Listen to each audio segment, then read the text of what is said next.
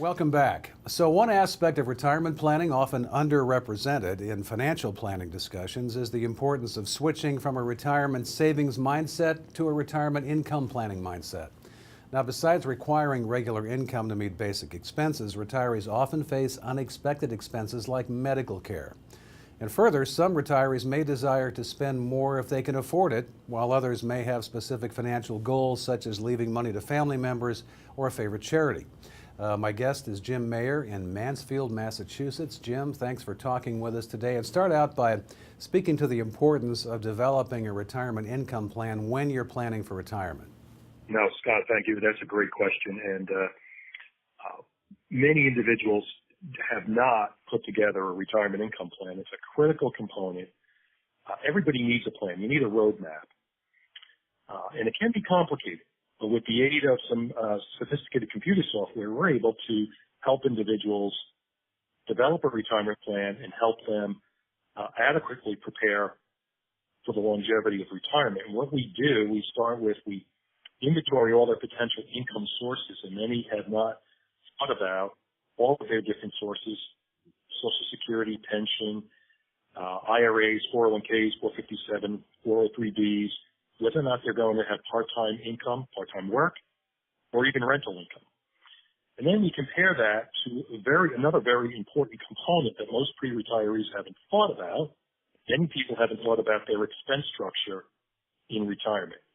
And I recommend going through a formal budget process where we actually go through it and look at what the expenses will be and get them to think of the actual expense structure down to utilities, gas, food, and really create a budget. And the importance of the retirement income plan is to compare your income sources to your expense structure, and your expense structure then adjusted for inflation, as well as what your potential tax structure will be in tax rates, because we have to gross up those expenses in retirement so that obviously the net amount is what you would have left to pay for to pay your bills. And many individuals they haven't brought that all together for a comprehensive plan to really bring the income and the expense structure coupled with inflation and then investment growth in their investment products, whether they're using IRAs or 401ks, really bringing that together and looking at how does that project out in the next 25 to 30 years. So, Jim, then how do you develop the proper drawdown strategy to make sure that income lasts? We first have to look at the makeup of the individual's retirement assets, what they have. Everybody has a unique situation. We really have to look at both their qualified retirement assets, that would be assets within 401ks and IRAs and 457 plans, the tax-deferred type investments, as well as non-qualified or savings accounts. You have to look at all of that and then determine the proper drawdown structure, looking at what your current tax liability will be compared to what your future in retirement tax liability will be. We also have to consider in the retirement accounts what potentially could happen to your tax structure when the required minimum distributions are required. When those occur out of those tax-deferred accounts or the qualified accounts, that can really change someone's tax structure. Everybody has a unique makeup of their asset components. So we really have to understand what their current tax structure is to look at how we draw down that income in the most tax efficient manner now versus what it might be after 70 and a half, where those required minimum distributions could occur. And we want to look at whether or not they have, again, tax deferred, tax free type savings, as well as like the Roth, and really look and sequence those together to be the most tax efficient, considering current tax rates and future tax rates. Jim, finally, how do you know when to claim Social Security? A lot of people think you should claim early. Is that true? It may be for some. It may not be for others.